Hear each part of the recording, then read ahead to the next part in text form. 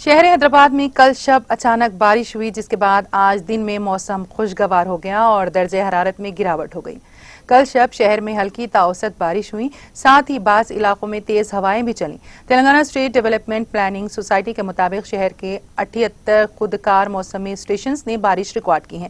سب سے زیادہ بارش پرانا شہر کے رین بازار علاقے میں درج کی گئی ہے۔ اس علاقے میں 33.8 ملی میٹر بارش درج کی گئی، جس کے بعد ملک پیٹ علاقہ دوسرے نمبر پر رہا، جہاں 30.3 ملی میٹر بارش ریکارڈ کی گئی۔ علاوہ ازیں شہر کے دیگر مقامات پر 15 ملی میٹر بارش ریکارڈ کی گئی۔